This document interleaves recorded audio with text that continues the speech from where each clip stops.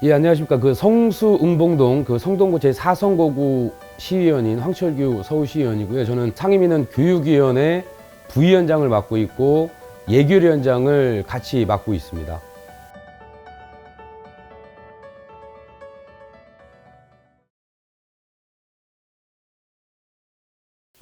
서울시의 그 재정 건전성을 훼손하지 않는 것과 동시에 그 시민의 생활 안정을 위한 필수 사업과 그 민생 지원에도 소홀이 없어야 된다고 생각을 하고 있습니다. 그래서 예결위원장으로서는 면밀하게 서울시의 수입 전망을 따져보고 보수적인 추계를 기반해서 지출 예산이 좀 편성되도록 꼼꼼히 그 확인할 예정입니다.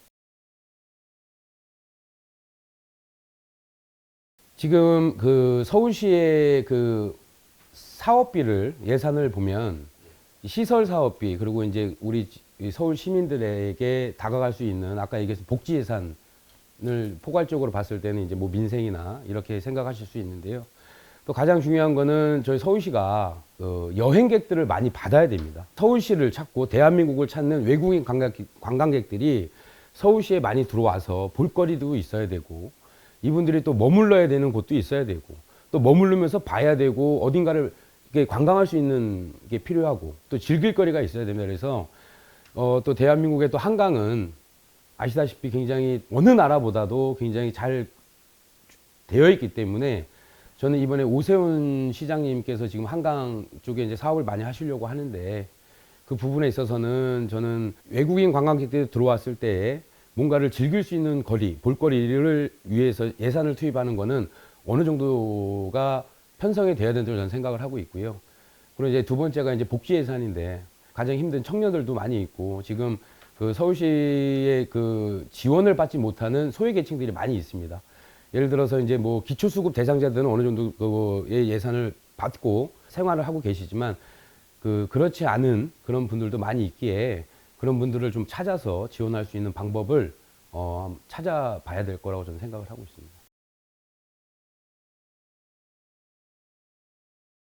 이 성동구 내 장애인 학교 같은 경우는 필요한 학교입니다. 필요한 학교고 우리 지역 주민들도 성동구에 장애인 학교가 들어오는 데 있어서 반대하시는 분은 없었습니다. 단 성수동 같은 경우는 전략정비구역이 이제 만세대가 들어오고 만세대가 들어오다 보면 학생들이 다녀야 될 학교가 필요했고 그리고 인근 부지에 있는 덕수고등학교 부지에 거리상으로 따지면 800m 거리밖에 안 됐기 때문에 거기가 더 좋은 부지다. 그래서 제가 전반기에 이제 도시계획위원으로 활동을 할 때도 교육청에다가 3년 동안 2년 동안 계속 제가 이제 제 의견을 주장이라기보다는 제가 갖고 있는 아이디어와 의견을 제시했죠. 교육청에서 계획한 대로 이 장애인 학교를 설립하기 위해서 뭐 의원의 얘기든 지역 주민의 얘기든 반영이 전혀 되지는 않았지만 저는 제 의견과 저희 지역 주민들의 의견을 그냥 교육청에 전달을 했고 그걸 관철시키기 위해서 최선을 다했지만 교육청에서는 우리 지역 주민들의 의견을 무시하고 지금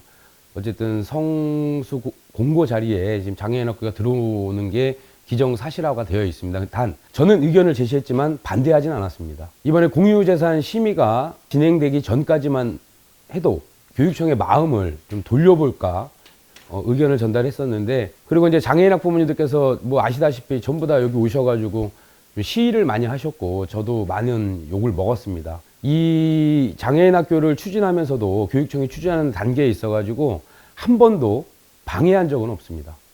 교육청이 자체적으로 이 행정적인 절차가 좀 늘어졌던 것 뿐이지 저는 그 늘어지는 가운데에 저희 지역 주민들의 의견을 교육청에 전달했던 거고 예정대로 저희 교육위원회 상임위에서 통과는 됐고 통과는 원래 예정대로 되어 있었던 겁니다.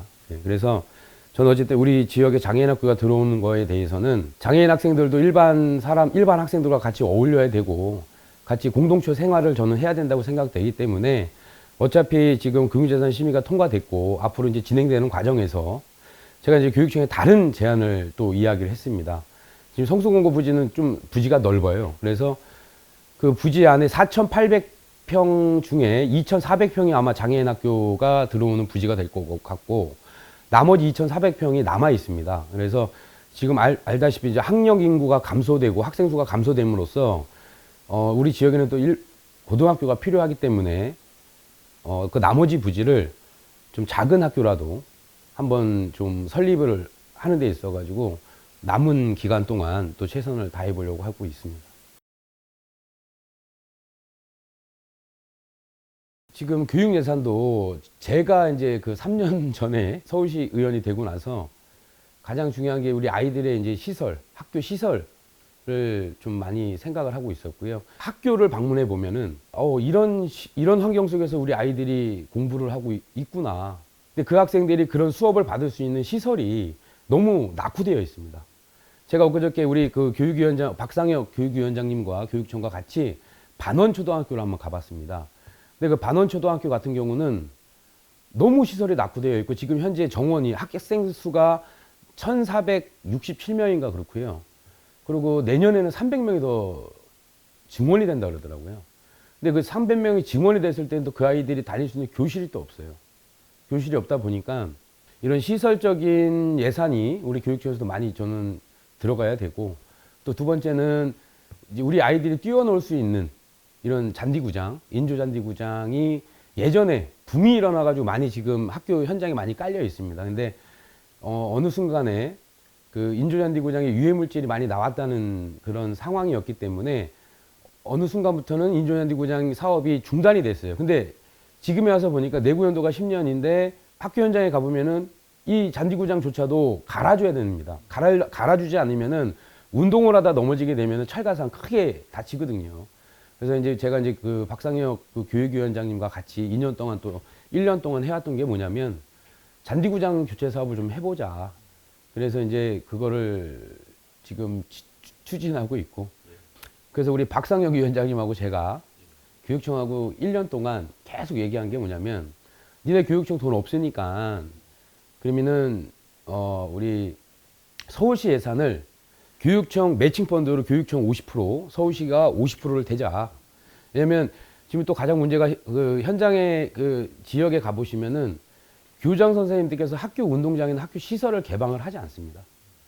단 이거는 교육청의 자산이고 내가 교장으로 있을 동안은 모든 권한은 내 권한이니 나는 싫어 라고 하는 이제 좀 보수적인 교장 선생님들이 많이 계시는데, 그래서 서울시 예산이 조금이라도 한 50%가 투입이 되면 권리주장을 서울시가 할 수가 있거든요. 그래서 뭐 학교 지금 현장에 가보면은 이런 생활체육 하시는 분들이 고충이 또 많이 있기 때문에 지금 제가 예결위원장이 되고 나서 그 서울시하고 지금 조율을 하고 있고, 구청장 협의회에서는 총 사업비의 30% 정도는 되겠다라는 의견을 모았다고 하는데 이제 아직까지는 그게 문서화되지는 않았습니다. 그래서 나머지 그 20% 정도를 서울시가 좀 될 수 있게끔 지금 그 저와 우리 예결위원님들께서 같이 이제 그 노력을 하려고 지금 하고 있습니다. 저는 이 청년 주거도 그렇고 대학생들 기숙사에 연결이 되고 있습니다. 그러니까 뭐냐면 지금 서울시 전체에 보면 재개발, 재건축을 하는 지역이 한 560군데가 됩니다. 그 중에 활발하게 지금 이 절차상 재개발 단계에 가고 있는 게 한 260곳. 사업 부지가 작은 데 같은 경우는 임대 아파트가 들어가지 않지만 웬만한 이 재건축 말고 재개발 쪽에서는 임대 아파트가 법적으로 30%가 들어가야 됩니다.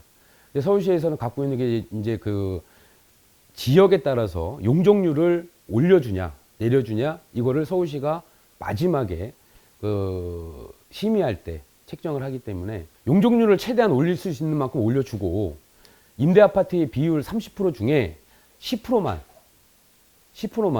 청년들을 위해서 주는 거죠. 청년들한테. 그러면 지금 이 서울에 있는 그 대학교도 수가 제가 정확히는 모르겠지만 많이 있습니다.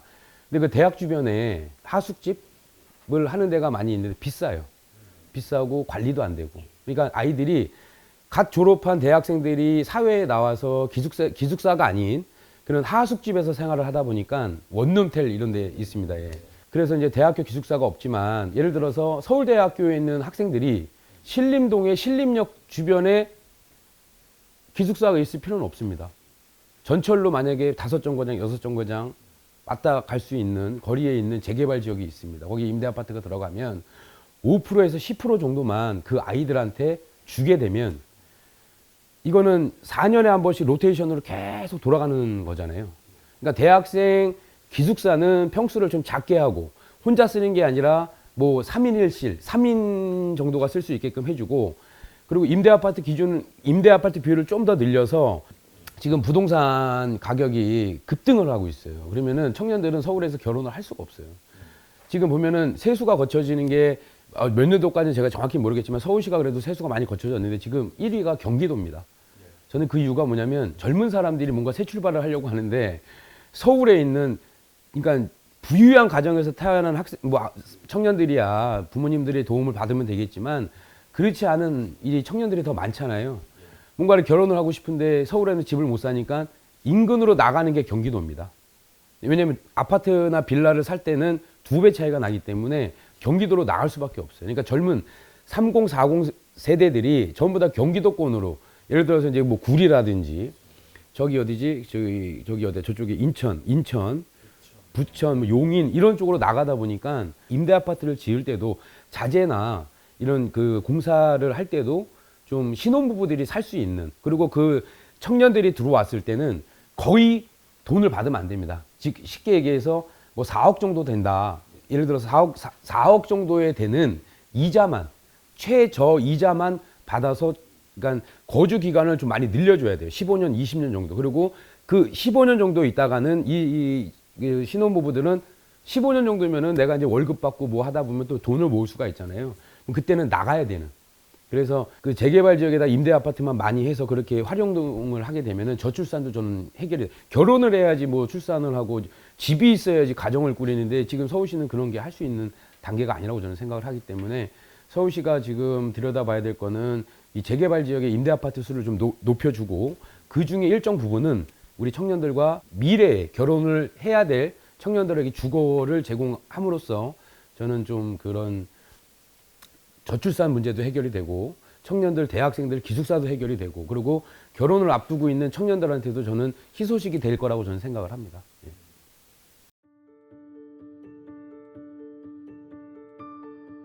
서울시 예산이 거의 한 65조 정도가 되고 있습니다. 근데 이제 각 분야별로 또 사업이 해야 되는 예산들이고, 그 중에 예를 들어서 일정 부분, 제가 정확히 수치는 모르겠지만 일정 부분들이 이제 서울 시민들의 복지나 서울 시민들의 편의 시설로 예산이 편성이 돼야 되는데, 제가 이번에 예결위원장으로서 또 예결위원님들과 33분의 예결위원님들과 잘 협의해서 이런 허투루 쓰이지 않는, 그러니까 세금들이 허투루 쓰이는 곳에 있는 세금들은 저희가 잘 찾아내서 그것들이 우리 시민들이 체감할 수 있는 복지 예산이나 또 현장에 필요로 하는 그런 시설들, 그래서 이제 지역 주민들의 얘기, 그리고 서울 시민들의 이야기들을 많이 듣고 많이 청취해서 그런 잘못된 예산들이 우리 서울 시민들에게 돌아갈 수 있게끔 하여튼 제가 최선을 다해서 하도록 하겠습니다.